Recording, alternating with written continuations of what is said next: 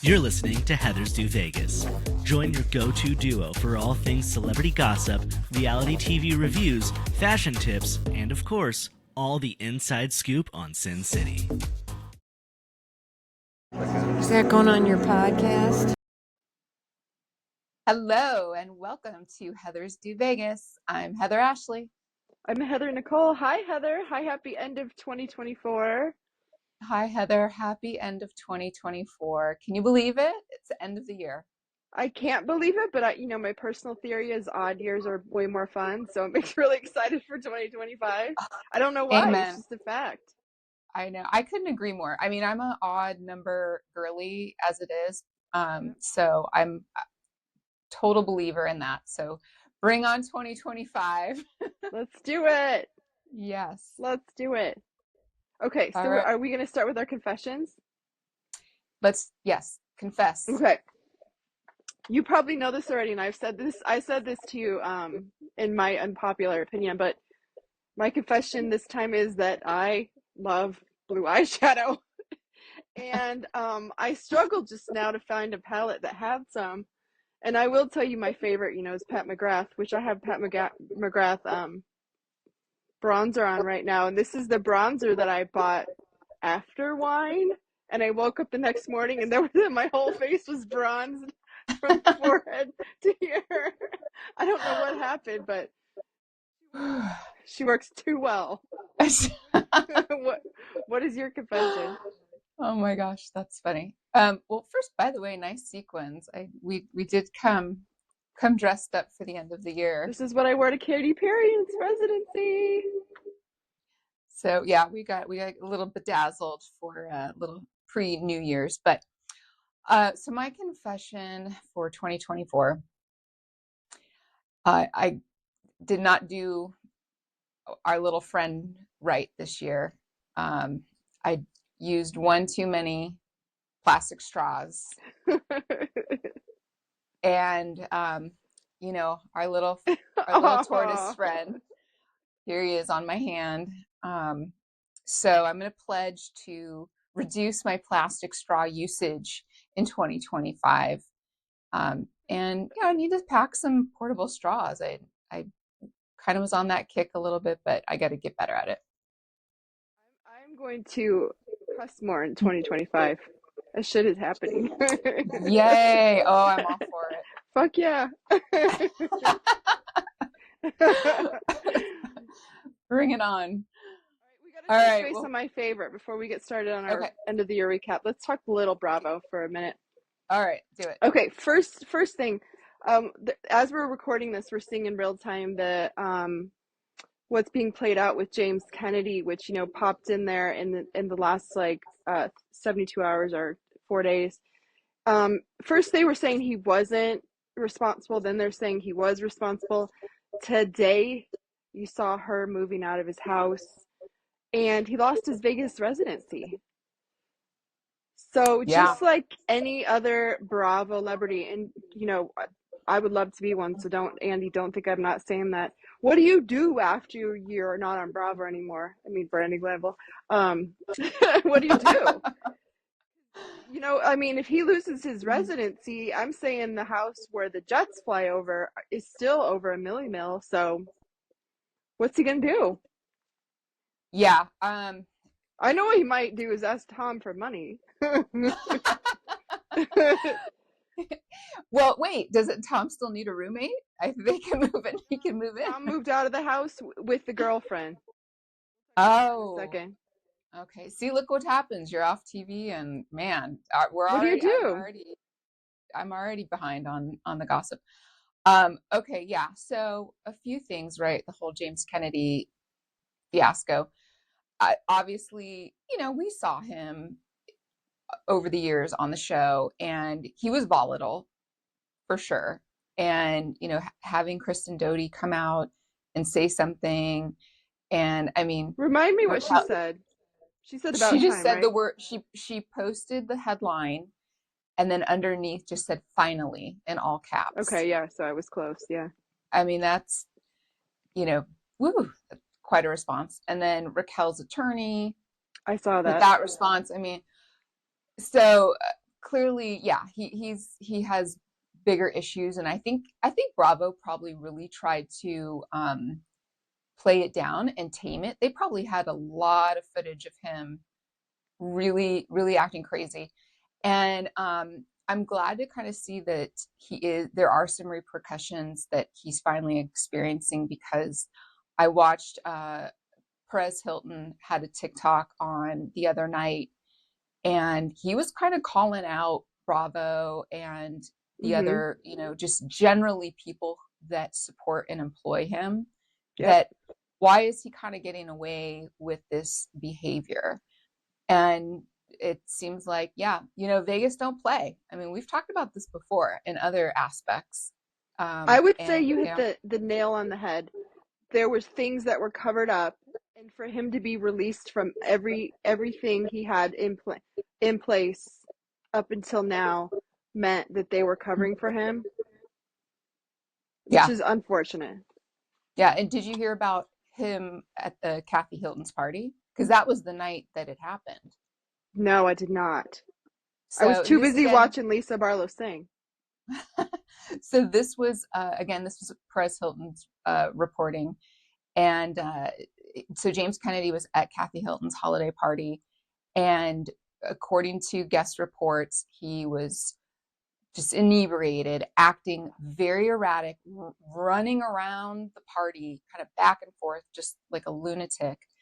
And I think he was probably asked to leave, but then it was that night later when they got home, Yeah. that the fight broke out, or the incident occurred in which the police were called by the neighbor. I mean, me just reading his body language just straight up, he reads that way. I don't think that quality will ever go away in him. He's confrontational. When I see that in the even slightest, like a man insults me, I'm out of there. And it's probably Mm-hmm. bad for me that I'll dip so early, but I had that boyfriend once, and it took somebody else saying to me, that's verbal abuse for me to realize it. And I'm not a dumb Yeah. person. So, Well, and to just continue piling on James Kennedy, I'm going to bring this up because it really bothered me at the time, and we didn't ever talk about it. But if you recall, when in the episodes where Katie Maloney gained weight, and then later on in the reunion, I think it even came up in the reunion with after Scandoval, and James Kennedy kept referring to women as fat, like being yep. fat. And I mean, I hate to sound like a 20-year-old, but that's a trigger to me. And I feel Mm-hmm. like a man, any man, but in particular of his age demographic, saying that Mm-hmm. is just so downright wrong. And in my mind, two things happen. One, when he's drunk, and two, when he's behind closed doors, that behavior is magnified times 10. Mm-hmm. Yeah. But we'll hope for the best with him. I mean, he's just about to experience cancel culture, and that's what's going to happen. We'll see in our next podcast what happened. But speaking of cancel culture, it also came out today as we're recording that Tom Sandoval cheated on the girlfriend he moved in with the new house, as he sells his current house. And she said she was surprised. She said a tiger doesn't change its spots. I mean, I really think once a cheater, always a cheater. And they say that has to do with how that person communicates in their Mm-hmm. relationships. He's always going to Yeah. cheat on everyone, I think. How long had he been with the current girlfriend? 6 months, maybe? Yeah. And they moved in together? Yeah, he moved out of his house as they're trying to sell it. And whoever knows how that's going to go down. And he sure did. It's in multiple reports he cheated on her. We should actually ask Heather McDonald. She probably knows. Sheena probably called her and told her. Right. No, I forgot. Sheena's not talking to Tom. That's funny. Oh, Tom, my goodness, those guys. We See, could have had Sheena on. We could have Brock on Drink Island, though. Sheena's gonna have to come because she's got my birthday. So, but last but not least, before we get too down in the Bravo universe, I just wanted to one more dark topic. So, Utah, I read a really interesting article about Utah, and just like they attribute makeup to artists to Erica, they attribute plastic surgery as the most visible plastic surgery example for Heather. Now they say that Heather came out saying she used Ozempic, but they said they've never seen someone look as different as she does now. So what did she get done? I can't guess to say, but maybe something here on top of, something that made her skinnier looking. But when they do a flashback, it's like a different person. Yeah. Now her face, certainly, I could see she probably had like a lower facelift kind of thing and like a brow. And those are pretty common. I mean, sign me up for the brow lift. I think that looks good on every single person I've seen it on. Yeah. Yeah, I'm on that list. Yeah. Lift me, honey. I'm on that list every year. And before we go away from the Bravo universe before 2025, I just want to hear your thoughts on what you think this RHONY secret is, because I guess I'm not so worried about the secret. I want to know more of, do we think it's a doozy or do we not? Because just like when they said they were going to say whether or not Jen hit Heather, and they didn't not in fact revealed it. What do you how big do you think the secret's going to be? Okay, well, let's talk about who the players are involved. Uba. Yes. Right. We're pretty sure Brynn. I think it's those two, which Aaron then, when they got Aaron involved. Yeah, and then she's somewhere swarming around it. I'm going to take a guess here that it has something to do with Uba's new boyfriend. Boyfriend. So you think it is going to be a doozy? That's the only, because you don't really know much about Uba. Yeah. Right? She models and she has a hot sauce. Yeah. And then we know about the boyfriend she tried to keep kind of a secret, and then they had a little episode about that. And then if it involves Brynn, right? Brynn's all about her sexuality and being goofy, sexy, and stealing people's men. So that's my money's on that. When they had Fan Fest in Miami, which was not actually, it was actually BravoCon DBA entitled Fan Fest, right? Because they were all there. I guess Jessel said they actually quit filming after what happens. So the only thing that would make sense is that it does touch something on something that's hypersensitive, but who knows? There could be a lot of things that could come up because we don't know her at all, just like you said. Yeah. We'll see. I'm excited to see. Isn't that terrible? Stay tuned. Okay. All right. Okay, well, like we said, end of the year. And I thought, why don't we talk about like the best of everything that we have done this year. And, obviously these are great recommendations, Vegas recommendations, kind of across the board. So I just wanted to throw out like a bunch of fun categories, and, you tell me what your favorites were of the year. So best restaurant of 2024. Okay, so I don't know that I can narrow it down to best restaurant, because I definitely think just like, times are changing. Nobody really goes to a ton of restaurants right now. But I will say the best thing I ate, and I've said it many, many times, when you were there, before we went to Dita Von Teese, we went to the Binion's Horseshoe, and I had a lobster bisque that must have had Madeira in it, or Marsala, and it was I'm still dreaming about it, and I think that was February. It was so unbelievably flavor forward that I've tried to make reservations there 5 times to get someone to go, but I'm still dreaming about it. It was so good. How about you? That was a good one. So I'm going to give it to Poppy Steak, because it was a new restaurant opened this year and in a new hotel, and I have been there 3 times. And it is really a fun experience, where you get the tomahawk steak and they bring it out in the suitcase and the whole staff dances around and they sear the tomahawk in front of everybody. And it's just a big fun production. And, it's great when, they got the DJ going and it's a fun atmosphere. It's definitely not a cheap evening, but it's a good one. Nice. I like it. It was fun. We did have a blast. Mm-hmm. All right. So how about best show, like Vegas show, or best concert, or both? I mean, this would be a tie for me this year. I think I've seen like 15 or 20, but I think the band that sounded the best this year, we had the most fun at, was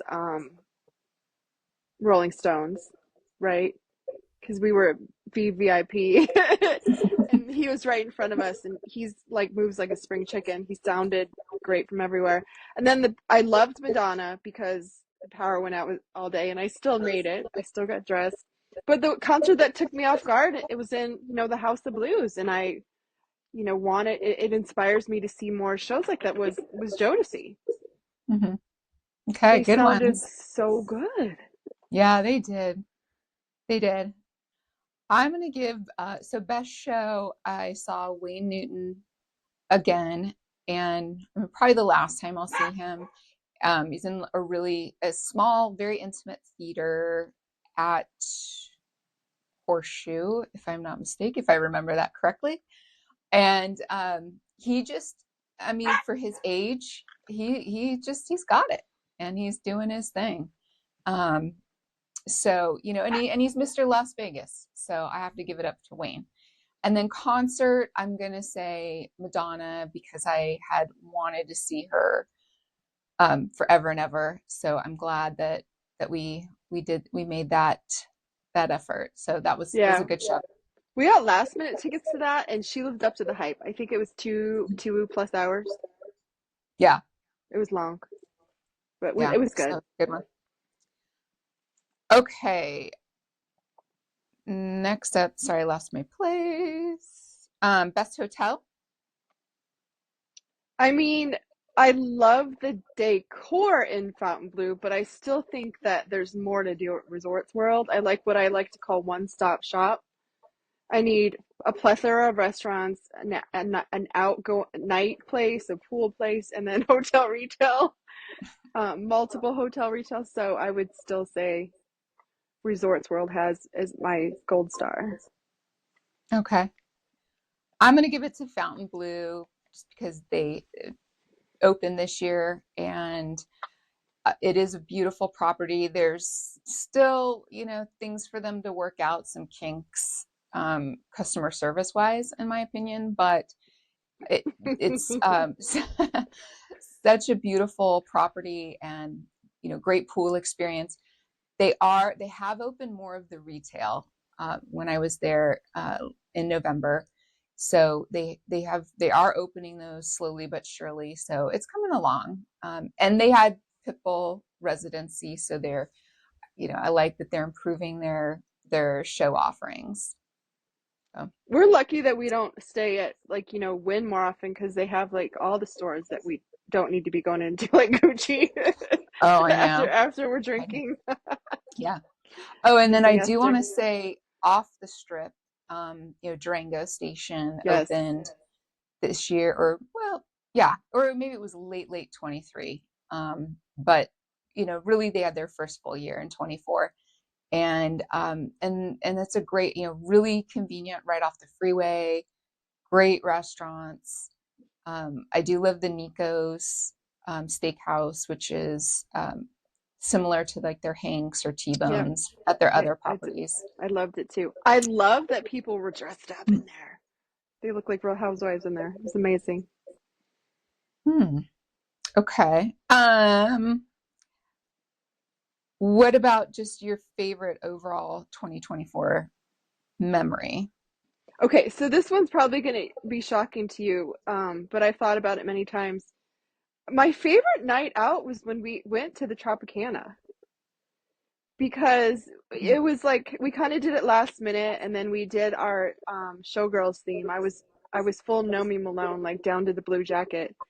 And I just thought it was nice because not only was it closing, but then it was like we had this weird, I think you and I had been out like 10 times in a row, but we had your husband there. So we didn't have to worry about, getting in an Uber and someone giving us a hard time, or Right. like it eliminated the anxiety, and then it was fun on top of it. So, and then it being unexpected made it even more fun. Mm-hmm. Yeah, I'm glad you brought up our Tropicana visit, because when we went, it was close to their closing, It was and like we days. within days of them closing. So some of the slot machines were turned off. There was only the one restaurant open that we ate in, which turned out to be pretty good. And we all walked away with some commemorative chips, gaming chips. So those are definitely collector's items at this point. And then also too, I went to Mirage. That was earlier in the summer before they closed. And before, like, it got, remember how crazy it was with people trying to, win money, and like they're playing all the machines and all of that.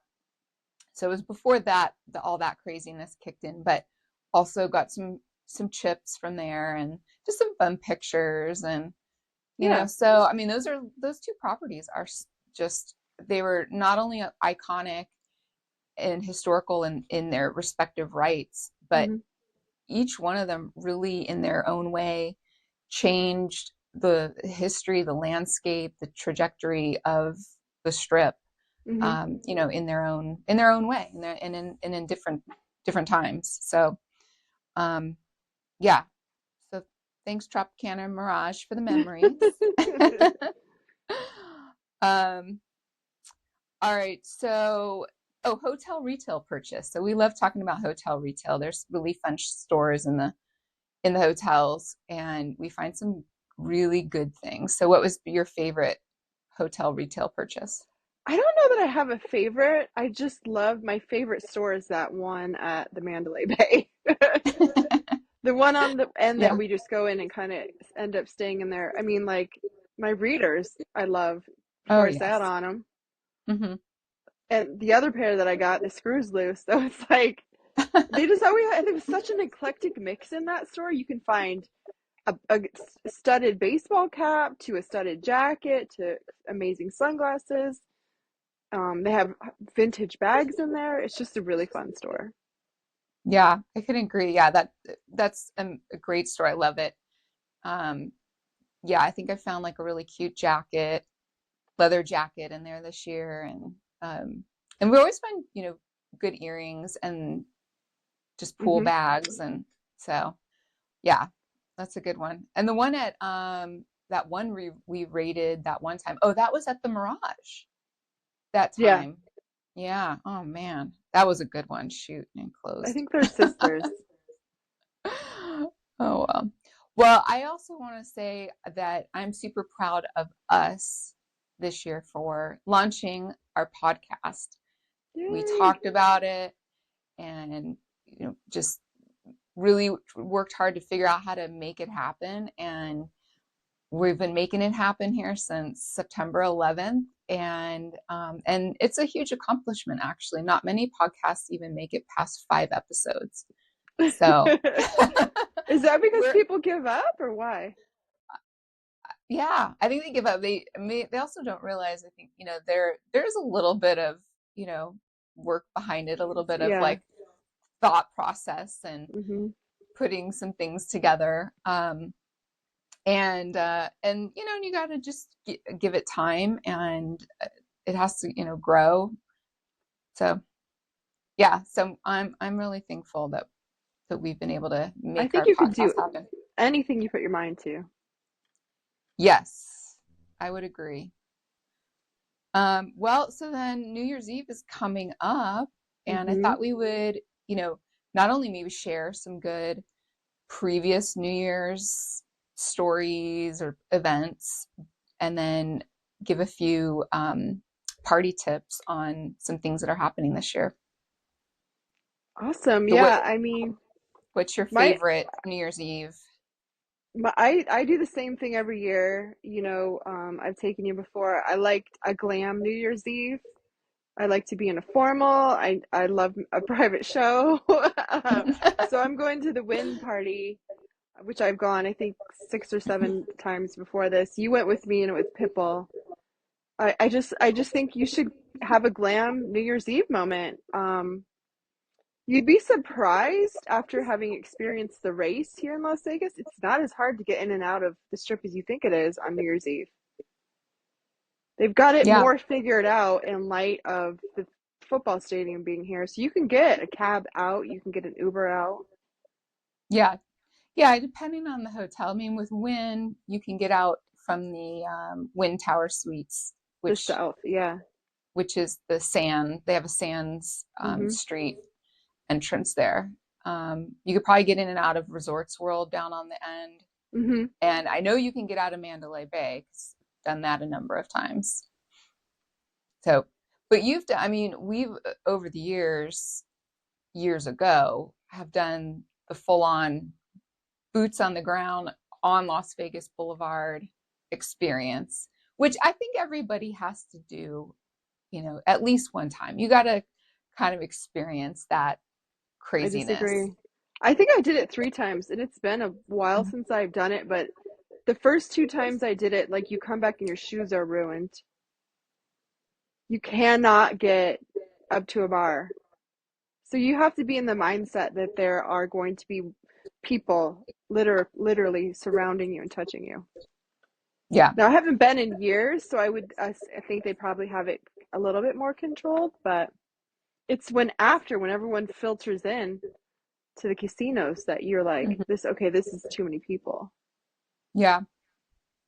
Yeah. It's craziness. I mean, it's definitely, for, I'd say, the younger mindset. And, it's going to be cold. Yeah, it's going to be crowded. It's hard to find a bathroom. It's hard to find a bar. But if you bring, you bring some drinks along with you, you can just be drinking, hanging out on the strip. We tried that. It didn't work. And I remember would say, yeah. It was funny watching. They probably can't do it anymore, but I remember one year people hanging on top of the statues at Caesars, and it was just kind of funny. I would highly recommend, either booking one of the restaurant tastings and having that go through New Year's, the time change, or partying in your room with people and then going down the casino at like 12:30 because it thins out then. Yeah, but it's still Yeah, it's a vibe. It's definitely a vibe. It is, and the fireworks are amazing. And when you're There, on the strip and those fireworks are going off from all the hotels, it's thunderous. It's like your whole body vibrates. And you can down wear that corridor whatever you want. Yeah, and you really could. You can wear whatever you want. You can have high body count hair. Yes, you can. Preferably high body count hair. That's my goal. Yeah, and then I did look up. There were some really great parties going on. There's chain smokers over at XS, Steve Aoki, Tyga's here. One I saw, there was a pub crawl, which I think would be a fun experience, because then at least you've got your drinks and you're moving along. I don't think I'm going to say no on that one, but I think we should definitely do one of those foodie tours, because everyone says those are amazing. Yeah, no, I'd like to do a foodie tour like in the spring when it's warmer. That'll be a good one. So yeah, there's tons and tons of New Year's Eve events, and whether it's like full blown DJ concert, or like Heather mentioned, the dinners are a great option, but there's still a lot of things going on. So, definitely check it out and, ring in the new year in style. I think most of the restaurants on the strip have like a New Year's Eve package, which is really cool, which includes like drinks, the champagne, the party poppers. I think you just have to be seated after 10 and they'll let you roll that into the new year. Like Villa Azur would be a total party for New Year's Mhm. Eve. Can you imagine that? That place is so fun. Oh, I know. Yeah, that would be amazing. Yeah, we'll have to go Ah, back there. well, that does it for us. So, hey, I wanted to remind everybody, be sure to check out our sequins and our sparkle on our YouTube page. And then, of course, we're also on TikTok and Instagram at Heathers Deux Vegas. Follow us, like us, comment, subscribe. We want to hear what you have to say. We want to hear any recommendations. We want to see you Yeah. wearing blue eyeshadow and not using straws. Well, all right. We'll see you in 2025. Until All then, right. don't do anything. We wouldn't do. Bye, Heather. Bye, Heather.